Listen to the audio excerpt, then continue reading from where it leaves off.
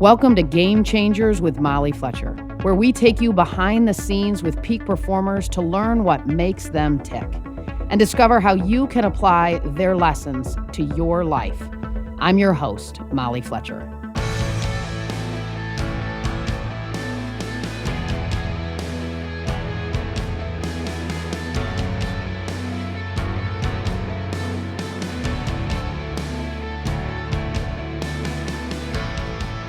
In 2009 in St. Louis, a glass-blowing artist and former computer scientist named Jim McKelvey lost a sale. He lost a sale because he couldn't accept American Express cards. So Jim did what anyone else would do, right? He founded an innovative payment startup called Square with his friend and Twitter co-founder, Jack Dorsey. Frustrated by the high costs and complexity of accepting credit card payments, they set out to enable small merchants to be able to accept credit card payments on their phones. Along the way, they reimagined the payment processing industry and fended off competitors like Amazon. But Jim was left with a question that he couldn't quite answer. How did Square survive the competitive threat of Amazon? Was it just luck? He eventually found the key, a strategy he calls the innovation stack. In today's conversation, we dig into Jim's new book, The Innovation Stack, and the world of entrepreneurship. We talk about the powerful combination of humility and audacity, an entrepreneur's relationship with fear, and why we're thinking about innovation all wrong. Let's get right into it. Here's my conversation with Square co-founder Jim McKelvey.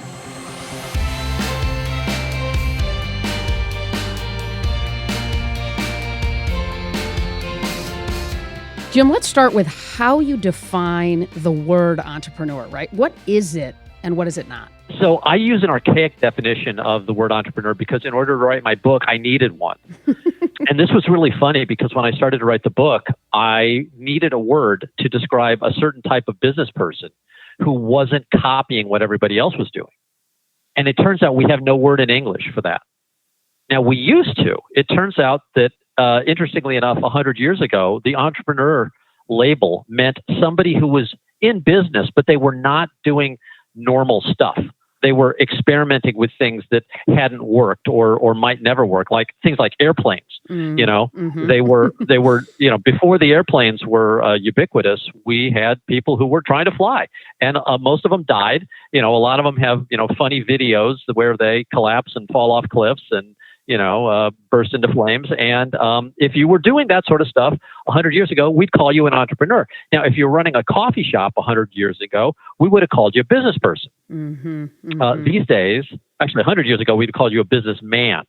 But sexism as it is, these days, the word entrepreneur is interchangeable with business person. So if you start a business, you're an entrepreneur.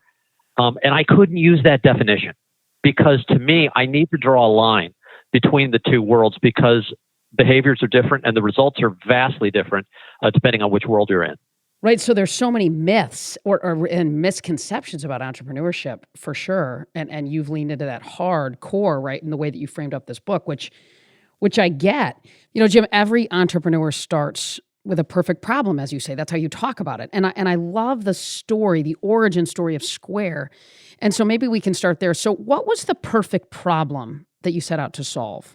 Well, the perfect problem that Square started with was how do small merchants accept the dominant form of payments, which are credit cards and debit cards? So how does a little merchant accept a piece of plastic? Back in 2009, you couldn't do. And you would lose sales. And you would, I shouldn't say you. I was losing sales. I was a small merchant. I sold stuff that if they couldn't pay with a credit card, I'd lose the sale. And I lost a sale and I got upset. And Jack Dorsey and I were friends. And actually, he used to work for me at another tech company that I still have. And he had been recently released from Twitter and was looking for something to do. And he called me and asked me if I wanted to start a new company with him. And so in the middle of sort of Jack and me brainstorming, we ran across this problem where, as a small merchant, I lost a sale. And so you said, we got a problem here. And why was this such a perfect problem for you? Tell me what happened in that moment when you went, this is sort of an ideal problem that Jack and I need to lean into. What was it about it that motivated you? So maybe I'll start by defining the term perfect problem because I use it very specifically. You do. Yep. A perfect problem to me is one that is solvable, but has not yet been solved. So take all the problems in the world that can't be solved yet, and those are stuff we should ignore. Take all the stuff that we've solved, and those are kind of boring. And then you're left with this sort of middle ground of stuff that hasn't been done but could be. And we believed that allowing small merchants to take credit cards was something that could be done but hadn't been done yet. So that was our perfect problem. It's interesting because if you begin to solve a problem that has never been solved before, you're not guaranteed that, in fact, you will succeed. There's no formula. You don't get to just copy what's been done by other people. And so that's really scary. And so when Jack and I started, literally on the first day, like I won't even say the first day, it was the first morning, before lunch, I discovered at least 2 or 3 laws that we would be breaking with every transaction. And I discovered some of the reasons why other people had not done this before us. And, we had this funny lunch where we were like, well, do we quit now? And Jack was like, no, we keep going. And I was like, great, let's keep going. And Tristan was like, hey, as long as you guys pay me, Right. There was the 3 of us. That was the sort of the magic moment where we realized what we were doing was harder than we thought. Sure. Well, and in part why it hadn't probably obviously been done before. But in that moment, right at that lunch, you made that decision. So you leaned right into that fear. Tell me a little bit about your thoughts on, as an entrepreneur, how would you describe your relationship with fear? Well, we're familiar with each other. Fear was, it came to Thanksgiving with us this year. Fear's ever present in my life. I've heard many times people, sometimes very successful people, preaching boldness and saying you should be bold, you should be fearless, you should be, willing to risk it. And they give examples of people throughout history who've, faced tremendous hardship. And it's funny if you talk to these people. So I have an uncle who fought in World War II. He's 98 years old, and he won a Bronze Star. And he doesn't like to talk about it, but occasionally, when the mood is right, he will tell you what it's like to have been a literal war hero in the greatest war there was. And he was afraid.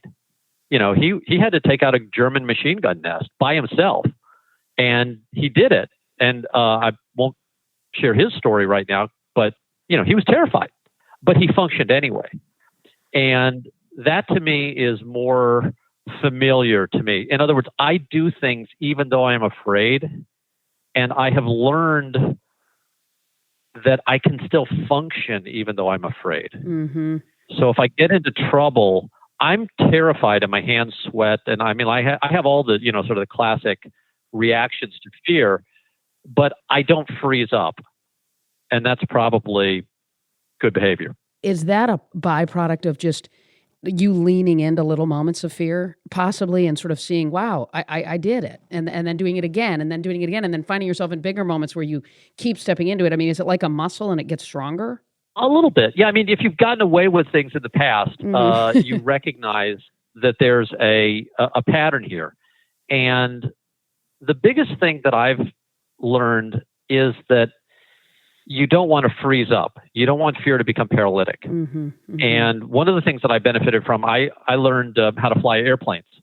And flying airplanes, by the way, it's not hard at all. It's actually pretty easy to fly an airplane. It is, however, important that you fly the plane. Because when things go wrong, as does happen, you will have to make decisions. And you can't not make those decisions. You can't just sit there, gripping the yoke, paralyzed, because you will then die. So one of the things that they train pilots is to fly the plane. Do the thing that you've been trained to do, or at least do something, but don't just sit there and take it. So that helps a little bit. Look, the reason I talk about this is because my book is an answer to all these terrible platitudes that I've been fed all my life, the be bold and, be creative and all this, all this crap that I get, handed by so-called experts. It never worked for me. And I thought, well, wait a second, maybe there are other people who have been needing the same I don't know what the word is. So I hate business books. I genuinely detest the things. And I wrote one now. Right. But if you read the average business book, it's this, sort of self-serving diatribe of somebody who is either successful and didn't acknowledge how terrified or lucky they were, or somebody who wasn't successful and is just good at writing books. Right, sure. So I was dead set against writing a book, but I got a homework assignment from Herb Kelleher, like one of my idols. He gave me, a day of his time. We sat down, we talked about the research that I've been doing. And at the end, he said, Jim, you can't just sit on this as some personal anecdote. This has to be something you share with the world. And so I wrote a cartoon. Like my first 4 drafts of this book were a graphic novel. And the only reason the final book is not a graphic novel is because when I told Herb that I'd written a graphic novel, he got really upset. Like he was like, that's trivializing an important thing. He's like, you can just leave me out if that's how you want to do it. And I was like, I can't leave Herb Kelleher out of my story. Right. So I rewrote it as a book. But this was sort of the thing that I wished I'd had when I was younger.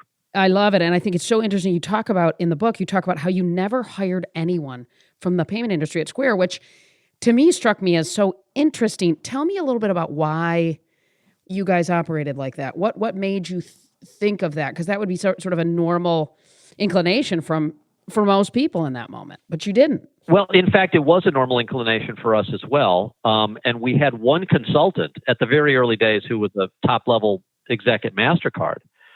And he agreed to come in and, give us his wisdom for thousands of dollars. And we looked at what he was advising, and everything he was advising was basically cloning the existing industry. And we weren't building for the existing industry. Like he was trying to get us to copy what everybody else had done for this market that we weren't trying to serve. He was trying to get us to build a system to serve big merchants and not stuff that was appropriate for these small merchants who had been excluded. So all his advice was like classically bad. And so what we finally realized was, wait a second, why are we paying somebody all this money to tell us to do basically the opposite of what we're going to do? So we got rid of him. And at that point, we're like, well, wait, why would we ever want to pollute our thinking with expertise? And by the way, I'm not saying that this is good behavior. I'm saying that this is good behavior if you're an entrepreneur. If you're doing something that's never been done before, then there are no experts. Mm-hmm. When I had to write this book, I had a person in mind. I have to do something for somebody else. So I had a very specific person in mind. Well, she's brilliant. And she's got a master's degree from one of the world's best educational institutions, super hardworking, bright, personable, like all the qualities that you would associate with success. But, and this is the funny thing, and I've seen her, when she gets to the edge of her competence, when she encounters a problem where she can't study or copy the solution, she freezes and she says, I'm not qualified to go any further. I can't do this because I'm not qualified. And my response to her, which is now a 300-page book, is, okay, I understand in some cases, if you're not qualified, you should stop and go find somebody who's qualified or go get qualified yourself. But what if you're trying to do has never been done? What if you're the Wright brothers, right? So like I'm a qualified pilot. Like I can go fly a plane because I get trained, and I'm going to go train this afternoon, and I'm going to take a medical exam next month. And I mean, like I have to pass a certain standard, otherwise the FAA will ground me. But the Wright brothers were absolutely not qualified to fly that plane. Right, no sure. human on the planet was qualified. You can't be qualified to do something the first time in human history. And I wrote the book because all of us, I believe, at some point in our life are going to run up against the line of what humanity has done. And we'll look over that line and we'll say, I wish I had this thing that hasn't been invented yet. And every one of us is going to feel that fear that comes from leaving the world where we're qualified to do something and stepping into the world where we're unqualified to do something. So what do you look for when you are hiring? Like, what do you look for in somebody that you're hiring and bringing on? Energy. And look, if you're doing something entrepreneurial, you have a real problem, because most people will come into your business and will look at what you're doing and they'll say you're crazy. They'll say, why the heck would I do something that doesn't have a known outcome when I could take a job here with a better guarantee, or this other company's doing something that everybody knows is going to succeed, and you're doing this thing that's never been done. So you very quickly realize that if you're honest with your employees and your coworkers, that most of your prospects will quit. They won't work for you in the first place. So you're left with this sort of weirdo bunch to begin with. Folks who are willing to do something that hasn't been done and doesn't have that guarantee. So it's a sort of a special group. And then what you're looking for, at least for me, is just energy, just raw energy. Just the people who are doing things. All of Square's design was done by a 19-year-old. That's unbelievable. Like, we set the standard for design, 19-year-old. The guy who was running our most successful line of business now, he came in as sort of an assistant to a supposedly qualified guy who we had to fire. I mean, we're looking for that energy. We're looking for pure enthusiasm and energy, because look, that's what's going to sustain you. Expertise is irrelevant. Right. So sure. we might as well just go for energy. And you talk about the word disruptors, and it gets thrown around all the time, right? How can that idea of disruption actually be so limiting, right? And you talk about this, where should we be looking instead? So I believe disruption is retrograde. I believe disruption is looking back and moving backwards a lot of times, because you're looking at something you want to destroy. And look, I get it. I mean, we all want to destroy some stuff, like, we watched through an election, right? I mean, I can't believe there's not a lot of, sort of potential political disruptors out there going, we got to find a better way than this. But, whatever that thing is that you dislike, that you want to, lob a grenade at, the problem I have with disruption is that it focuses your attention on the thing you want to blow up. And because of that, you spend a lot of time looking at a model that is not relevant for the future. So if you're going to build something that's totally new, don't hire experts from the past, and don't put your attention on things that are out of date. You think about the person that you're solving the problem for, and you use this analogy with Southwest. They weren't trying to disrupt the airline industry, right? They were trying to help people who maybe didn't fly because it was too expensive fly, right? And so when you talk about entrepreneurship, when you talk about innovation, you talk about how important it is to look to the people and the problem that you're solving for them, not necessarily getting obsessed with sort of innovation in itself, right? Am I articulating that right? Yes, you are, because so there's an innovation business. Okay. There are consultants, there are seminars. You can go, spend a week glamping and come back with a fleece jacket that says, I'm an innovator. Right. The backstory here is that people make money peddling innovation, but when it's packaged, it's, I believe, the wrong sort of stuff. I believe innovation, if we're honest about it, is a last resort.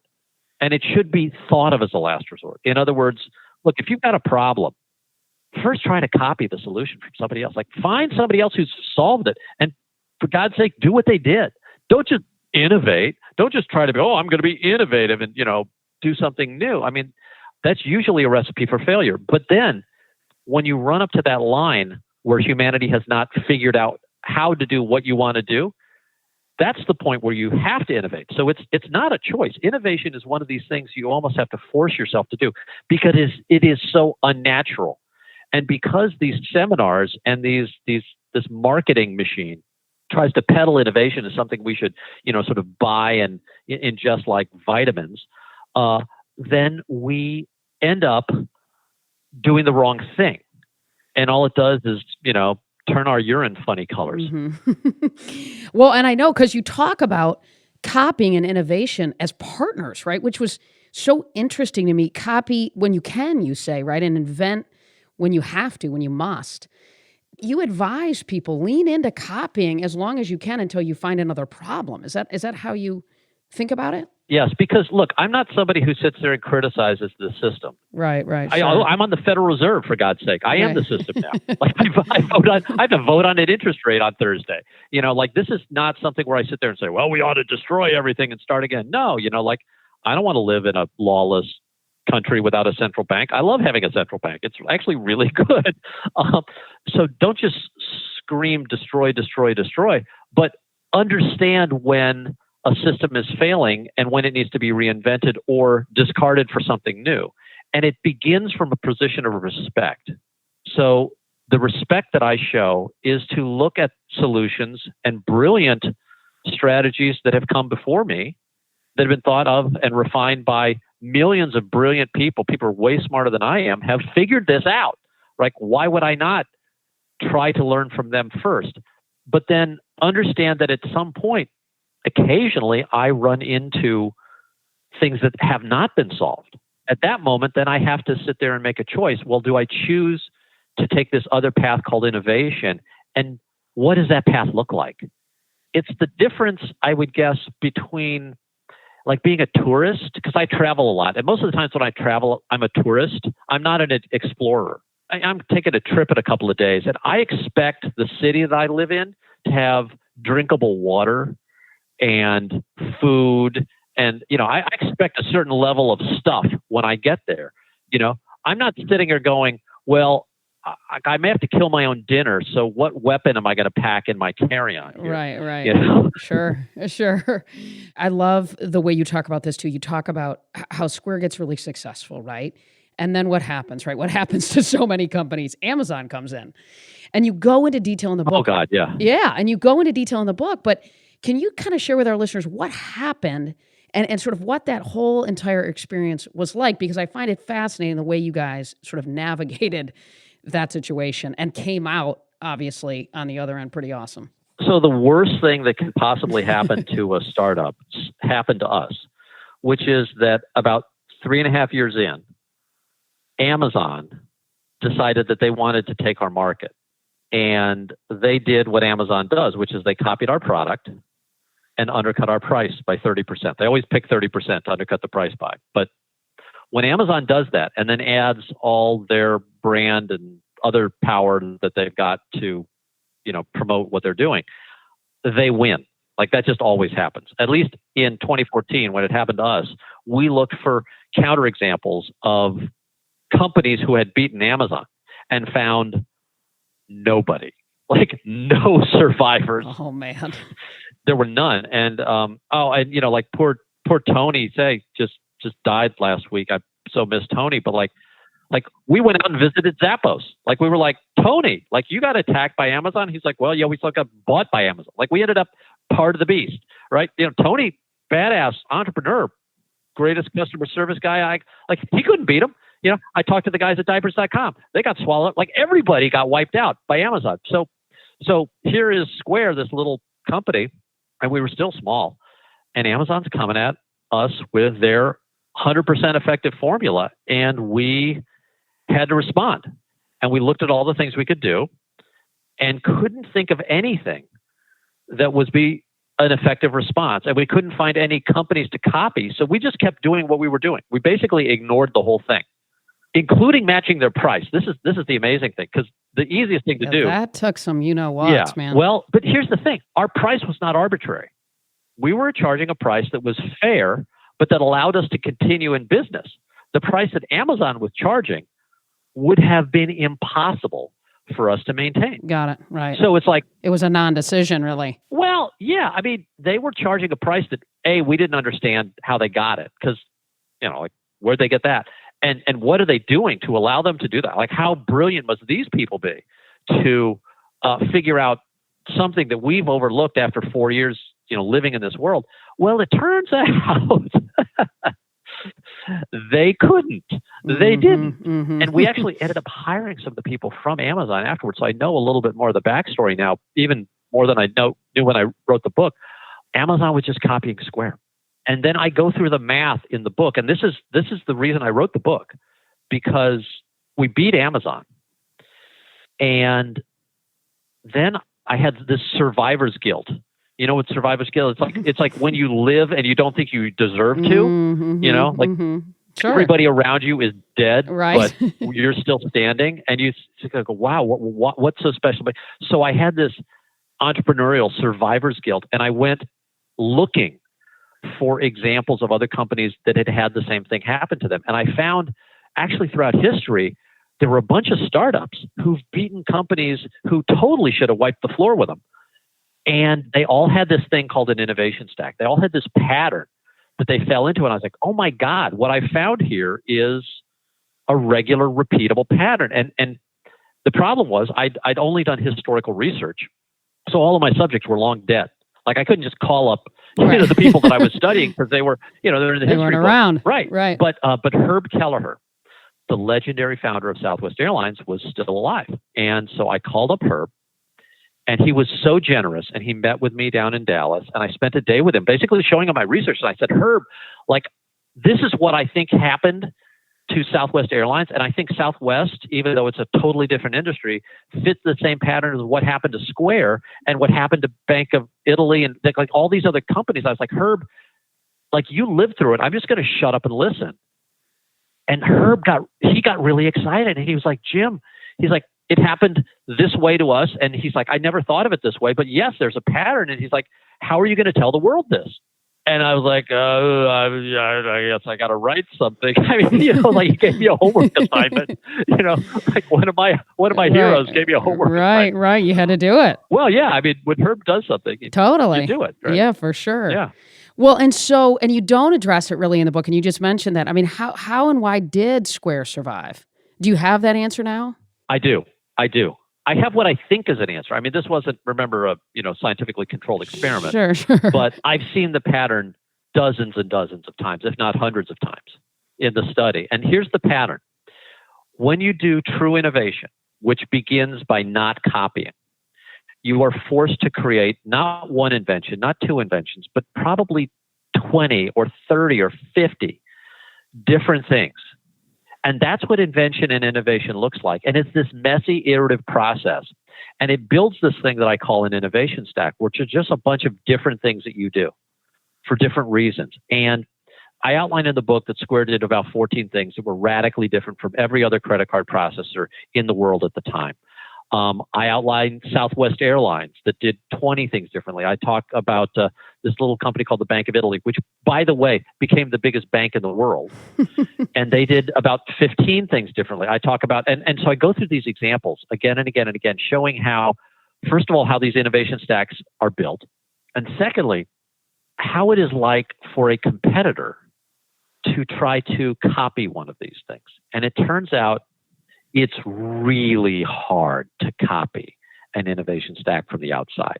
These things are incredibly protective, so much so that it protected our little startup against Amazon. It protected Southwest Airlines against all the major air carriers and the federal government. It protected this little bank in California against all the banks in New York and the government and a bunch of other attacks. I mean, it's this amazing suit of armor. Have you made your goals yet for 2021? Our New Year's resolutions, they're all about growth. So if you're looking for ways to grow both personally and professionally, check out my group coaching program, Game Changer Leadership Huddles. The best gift you can give yourself is to invest in you, because we can't give from an empty cup. Sign up today at mollyfletcher.com/leadership-huddles. Or check this out, gift a membership to someone who matters to you. Again, that's mollyfletcher.com/leadership-huddles.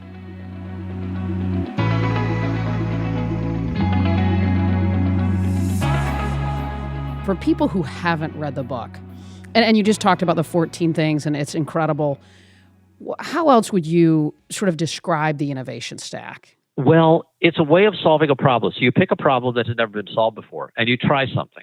And it may work, it may not work. It's probably not going to work. And then you try something else. And maybe that thing works partially, but it causes other problems. So to give a concrete example, Square wanted to have a simple price, right? You should know what your thing costs. You should know what your credit card charge is going to be, right? Right. Seems simple. Sure. Well, Turns out nobody in the industry was giving a flat price. They were all giving these really complicated prices. And the reason I believe they were giving really complicated prices is because complexity hides crime, right? If you have something that is so complicated that even Walmart doesn't understand what a credit card costs. And by the way, I have from the head of Walmart's payments, a guy named Mike Cook. Mike told me, he's like, Jim, we don't know exactly what we're going to pay until the next day. Like, the rules are so bizarre. This is the guy who does more credit card processing than anyone else in the United States, and probably in the world. Like, he is. If there is an expert, it's Mike Cook. And Mike threw up his hands and goes, "Hell, I don't know." Right? So if Mike doesn't know, you're sure as hell not going to know. And why don't you know? And the answer is because they're taking your money in 100 different little tricky ways. And we didn't want to do that. We wanted to be transparent. So we came up with a simple price. And then, surprise, surprise, that simple price didn't work because we had to connect to all these banks and processors and credit card networks that had these complicated pricing rules. So all we did was we threw our balance sheet in front of our customer and the ultimate, credit card system. So we were taking all the punches, which meant that we lost money on certain transactions. Like if you bought something for less than $4 on Square, we lost money. So we're eating all these charges, and it was like, well, how do we survive this? And the answer was, well, we have to grow. We have to have so much business that it offsets this loss. And so we had to grow really fast. And so we needed people to be able to sign up easily. So we had an online service agreement, which at the time, again, you couldn't do. It was against all the rules to not have 42 pages of physical paper and wet ink signatures and faxes and all this other crap, and we're like, well, that's nonsense. This is 2010. Like, we have computers. Right. People have the internet, Sure. So we built this little online contract. Well, that caused all sorts of other problems. So we had to do something else and something else and something else. And at the end, we ended up having to build 14 things differently in order to have this system work. And when it finally worked, it was this miracle because nobody else had it and nobody else could copy it. And we basically had this giant market to ourselves. Well, you talked about that, right? One problem, then another problem, then another problem. And so, in other words, entrepreneurship comes with such an incredible amount of uncertainty, right? Because it's just day after day after day. What is it like for you navigating that? And how do you learn to accept or embrace, right, the discomfort? You talked about fear, but how did you embrace that daily discomfort? And what advice do you give to people who are maybe imagining opportunities in their own lives, or potentially tomorrow wake up and see a problem and an innovation opportunity, but there's going to be a whole lot of discomfort. There's going to be uncertainty. What inside of you helped you navigate that, and what advice do you give people on that? Sense of humor helps a lot. I mean, like you'll notice in the book, like it's just a bunch of jokes strung together. Sure. I mean, I stuck a dirty joke in that book that was so bad. I don't know if you have to have a pretty bad I mind grew up to with get twin it. brothers that were older than me and worked with athletes, So dude. I got them all. Seen it. Like there's some stuff in there that like even my editor was like, you can't put that in. But look, having a sense of humor helps. Okay. Yeah. Being able to laugh at yourself helps. Having a good team of energetic people helps. But at the end of the day, you got to recognize where you are. And you're in this world where there is no guarantee. And you must, at some level, accept that. It's an acknowledgement that there's no checklist. I mean, so this book, okay, I took it around to a bunch of publishers. One of the publishers, big business publisher, like one of the more respected publishers in New York, looked at the thing and said, we won't publish your book unless you put a checklist in it. And I was like, look, my book is talking about the unknown. Right. How the hell am I supposed to put a checklist in? And how many items should I put on the checklist? And they were like, oh, well, 5 to 7. Yeah. You're like, dude, this isn't a good fit. Yeah. How do you build? So look, you have to understand if you're going to step across that line between the world of solved problems and into the world of unsolved problems, and you believe that you are capable of creating a new solution for the world, there's no guarantee it's going to work. There's no formula you get to follow. The best you can do, Molly, is to acknowledge where you are. Like, it's even worse if you think you're in the world of guarantees and certainty and you hire the experts and you think you can, buy your way out of a problem or, do some thing that's going to guarantee success. No. You don't get that guarantee. You have to live without the guarantee. And the only thing I say to my readers and to the people is, look, I'm not going to give you a formula for it. What I'll give you is a touch of familiarity so that when you find yourself in that position, if you find yourself in that position, if you choose to, be in a situation where innovation is what you have to do, and you feel that discomfort and that fear and all that stuff that still terrifies me, like, at least you'll recognize it. I love the way you talk about, you say in the book, so often businesses or people try to innovate by making innovation the goal. And then you say, and the result often looks like, which is awful, right? Bad plastic surgery, which there isn't too much worse, right? Yeah. So chasing innovation as the goal is such a big mistake. Well, I think so. To me, it is foolhardy to do something that's unnecessary and risky. And if you're innovating and you're inventing something that's already been invented, why would you do that? And then there's this innovation that sort of is passed off, this sort of incremental stuff. That's the blue specks in your laundry detergent. I mean, I'm sure that was an innovation of something, but they don't do anything, right? Right. That's the marketing department, you're not somebody with with a chemistry degree. So look, I think if you're going to criticize a system, which I do because I'm writing a book on innovation, which is an implicit criticism of things as they are now, right? We should have something new. So I'm effectively making a criticism. I'm making a critique. You begin the critique with the utmost respect for the thing you're critiquing. You begin the critique by understanding what you're attacking and why it exists. And yes, acknowledge its shortcomings, but do that from a position of respect. So I begin my book with the utmost respect for copying your way through life. Like, I know a lot of really happy people who have never done an original thing in their life, and they are super cool. They are very successful. Like, you can copy your entire life. You do not ever need to do anything original. But I don't want the whole world to be people like that. I want those of us who choose to innovate to have a little bit more weaponry when we do. Mm-hmm. Well, that book sure is. I love how you talk, Jim, about the relationship between humility and audacity. Why do we need both? Yeah. So how do you keep going? This is the question. What keeps you going? And so we talked earlier about how I try to hire people who are super energetic, even though they're not experts, because there can be no experts at new. And I myself have motivational problems. I'm one of these people that, I would probably still be in bed if it wasn't for this interview. Like, I think that's kind of true. Boy, that's hard for me to believe. Yeah. Well, I mean, okay, my daughter would have jumped to my head at some early hour anyway. So perhaps that's not entirely true. But, I do have motivational problems. And because I have motivational problems, what I've learned to do is put myself in situations where I have to act, right? I don't have any choice, right? Like, this afternoon when I'm flying a plane, I don't have a choice. Well, I guess I choose to die, which, but I'm not going to do that. I'm going to keep, even if I'm a little bored or whatever, I'm not going to have motivational problems as soon as, I retract the landing gear. Like, that's no motivational problems whatsoever. I know I got to do this thing. So the question is, if we take motivation and slice it into two areas, there's grit, persistence, stick-to-itness, like all that positive stuff that we've taught, from the early days, all that positive stuff, this person is tenacious, right? All that good stuff. Okay, well, what if you're not tenacious? Like, what if you're not that motivated? What if you're somebody who, will literally watch everything on Netflix tonight, right? For those of us with, the ink worn off the buttons on our remote control, I offer another solution, which is to be audacious, okay?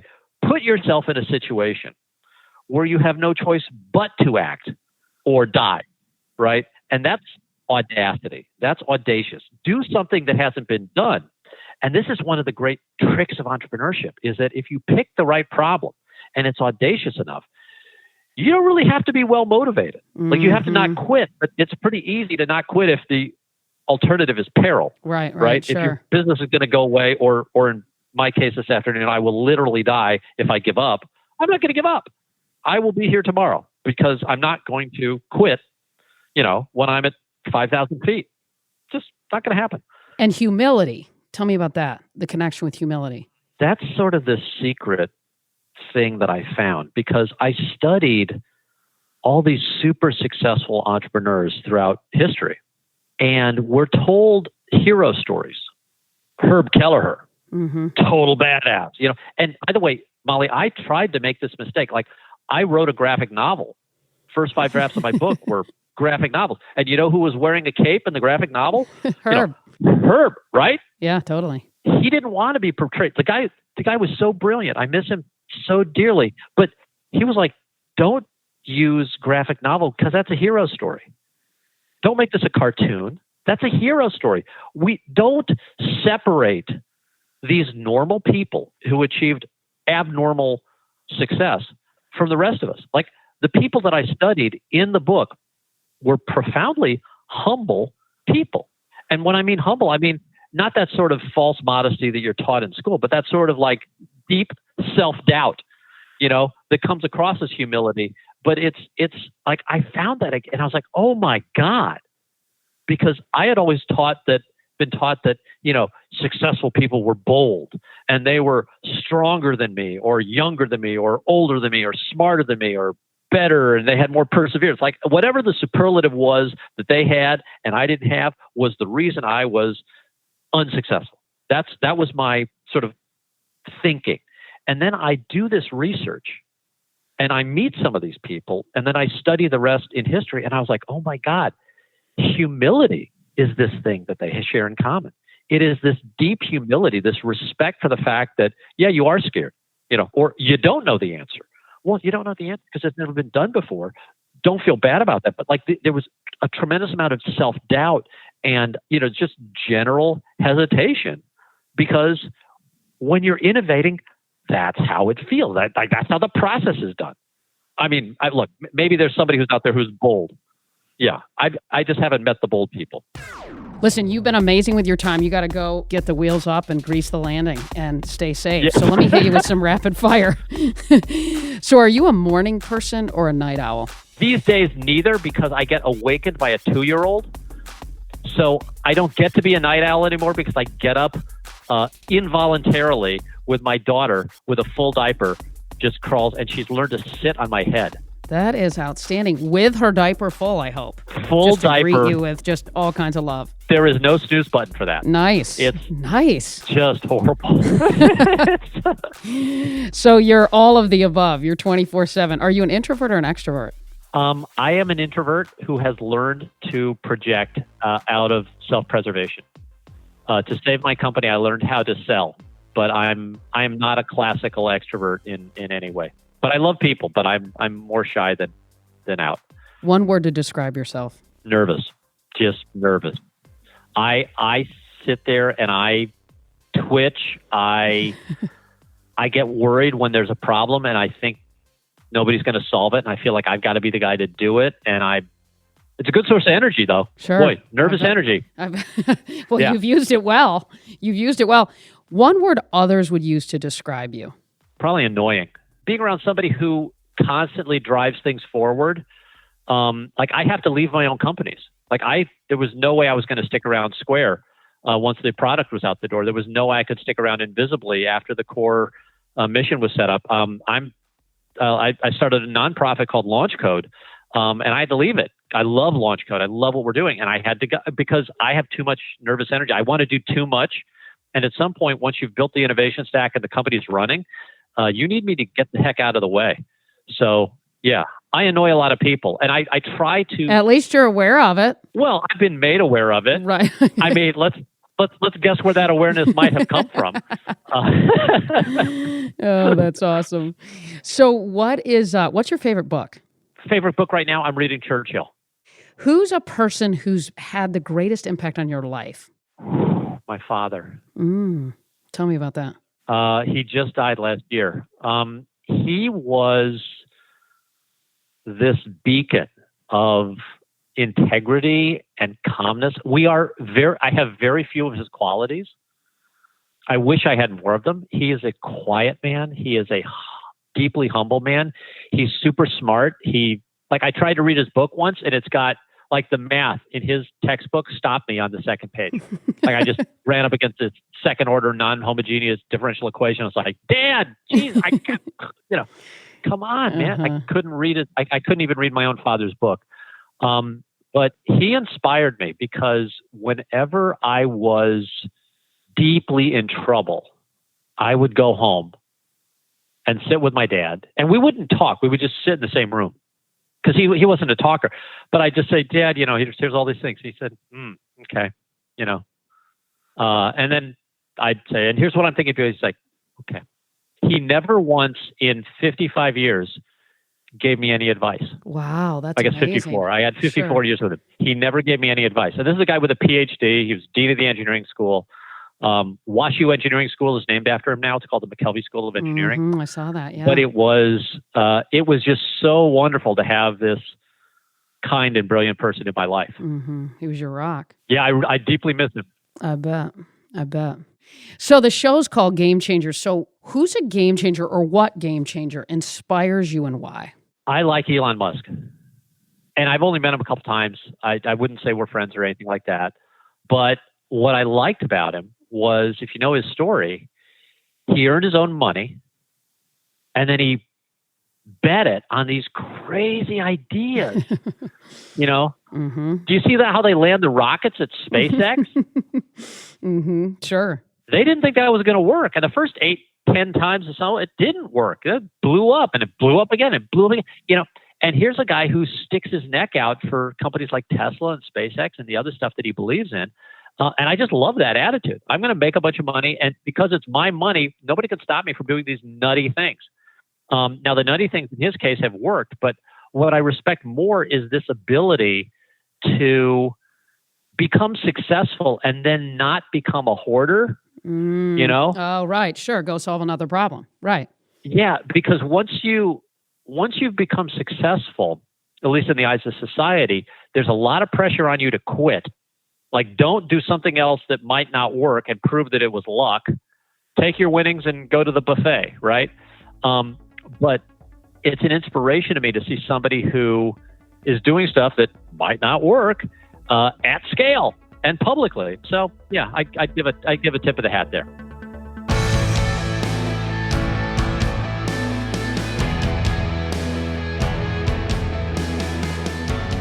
That was pretty awesome, wasn't it? A look inside the world of entrepreneurship from one heck of an innovator. Here are 3 takeaways that Jim really had me thinking about. Number 1, don't pollute your thinking with expertise. This was one of Jim's counterintuitive pieces of advice for entrepreneurs. In other words, if you're doing something that's never been done before, there are no experts. Number 2, don't start with a vision to innovate. Wow. Start with people and the problem you're trying to solve for them. Number 3, humility and audacity go hand in hand. To do something truly new requires the humility to admit that our solution may not work, followed by the audacity to try. I love that one. Thanks, as always, for listening to Game Changers with Molly Fletcher. If you like the show, be sure to subscribe on Apple Podcasts. There you can listen to previous episodes and leave us a review, which helps other people find out about the show. For more about me, visit mollyfletcher.com. Until next time, stay curious and be bold.